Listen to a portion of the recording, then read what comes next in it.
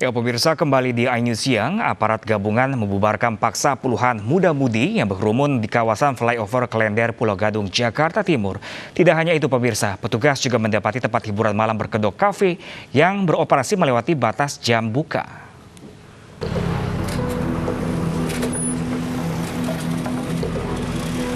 Puluhan muda-mudi yang tengah asik berkerumun di kawasan flyover Klender, Pulau Gadung, Jakarta Timur sontak panik saat mengetahui kedatangan aparat gabungan dari Satpol PP, TNI, dan Polri.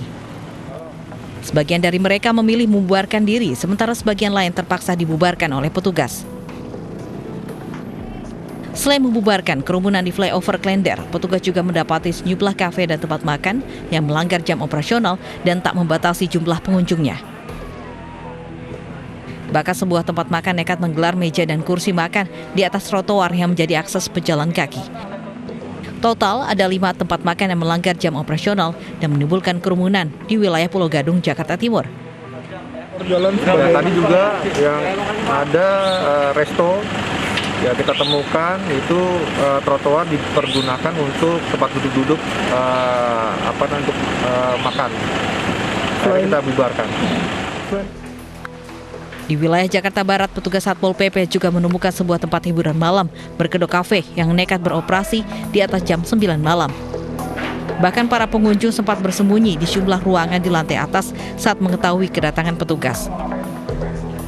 Oleh petugas, para pengunjung ini akhirnya didata dan bagi yang kedapatan tidak mengenakan masker diberikan sanksi denda.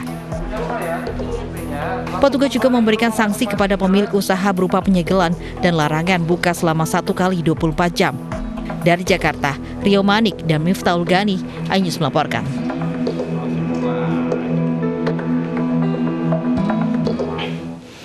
Sementara itu, pemirsa, sebanyak 600 kendaraan terjaring razia knalpot bising di hari kedua penerapan Crowd Free Night di wilayah DKI Jakarta.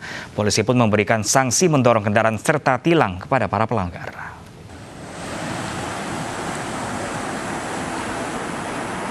Direktorat Lalu Lintas Polda Metro Jaya kembali memberlakukan Crowd Free Night di 4 ruas jalan ibu kota, yakni Jalan Sudirman Tamrin, Jalan Asia Afrika, Jalan Kemang Raya, serta ruas jalan SCBD.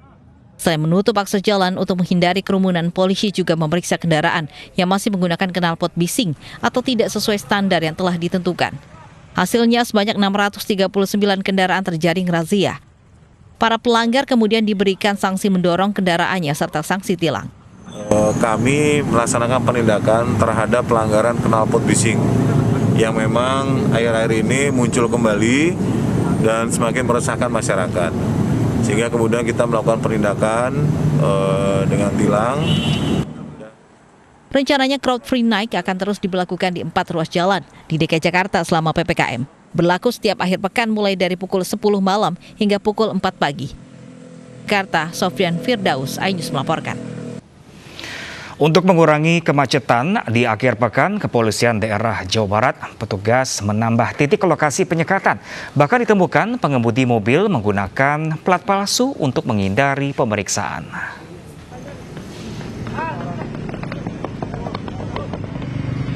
Ganjil genap diterapkan di kawasan Puncak Bogor yang berlaku bagi kendaraan roda 4 maupun roda 2. Bahkan di tengah pemeriksaan, petugas menemukan kendaraan yang menggunakan plat palsu.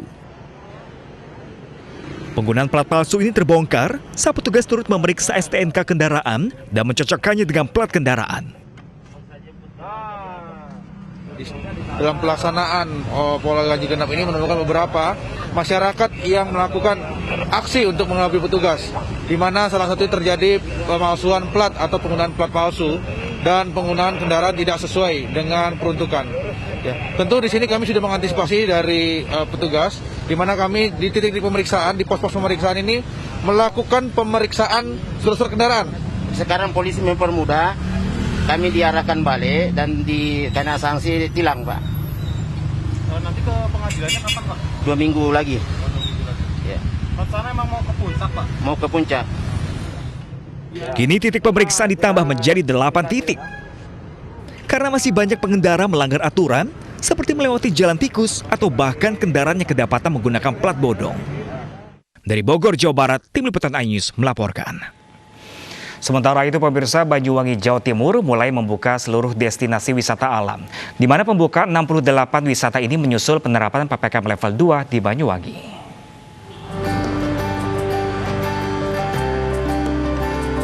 Turunnya status COVID-19 Kabupaten Banyuwangi ke level 2 menjadi angin segar bagi pelaku wisata.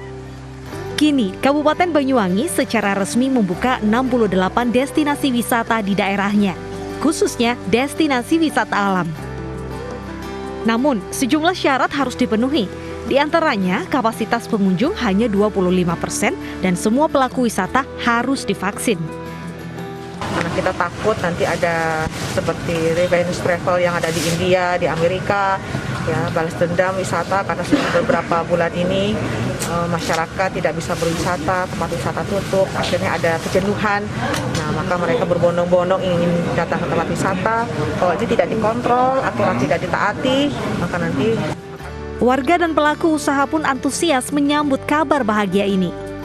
Ya, alhamdulillah ya, sudah ini dibuka untuk tempat-tempat wisata seperti ini. Jadi kita bisa berkumpul dari sekian bulan udah nggak pernah.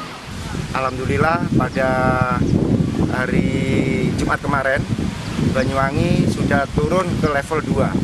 Sehingga peraturan dari pemerintah pusat yaitu level 2 itu destinasi wisata bisa dibuka kembali.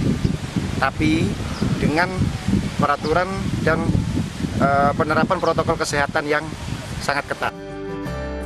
Pembukaan pariwisata bukan berarti melonggarkan aktivitas, tetapi mengendalikan. Harapannya dengan pembukaan ini dapat menumbuhkan kembali ekonomi, khususnya di sektor pariwisata. Dari Banyuwangi, Jawa Timur, Eris Utomo, iNews melaporkan. Ya pemirsa, sebelum wisata Banyuwangi tadi kita juga sudah membahas mengenai kawasan ganjil genap di kawasan Puncak Bogor, Jawa Barat. Nah, untuk mengetahui informasi terkini pemirsa, kita langsung menuju Vito Erlangga dari lokasi.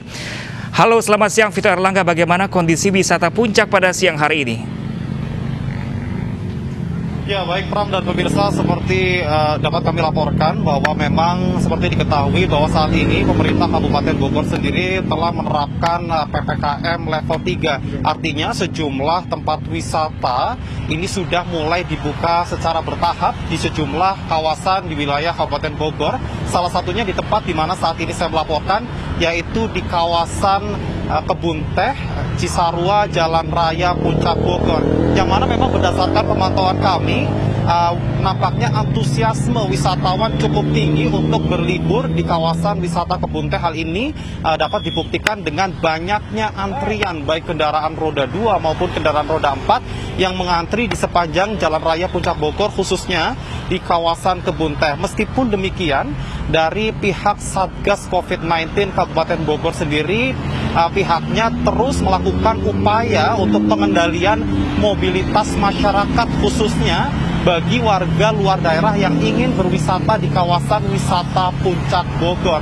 Salah satunya yaitu dengan regulasi bahwa untuk kapasitas maksimum di area wisata ini hanya 25%. Selain itu, pihak kepolisian dibantu dengan Satgas COVID-19 Kabupaten Bogor juga melakukan pengendalian mobilitas dengan adanya penerapan ganjil genap, yang mana ada pemeriksaan di sejumlah titik, salah satunya yaitu di Simpang Gadok dan di 8 titik lainnya, yang mana pada hari ini merupakan tanggal genap, artinya hanya kendaraan genap saja yang diperbolehkan untuk melakukan aktivitas wisata di kawasan Puncak Bogor. Untuk kendaraan dengan plat nomor ganjil maka langsung diarahkan diputar balik di sejumlah titik pemeriksaan seperti di gerbang tol Ciawi dan Simpang Gadok. Diharapkan dengan adanya pengendalian kendaraan melalui sistem ganjil genap ini bisa menurunkan angka mobilitas masyarakat di tengah PPKM level 3 serta juga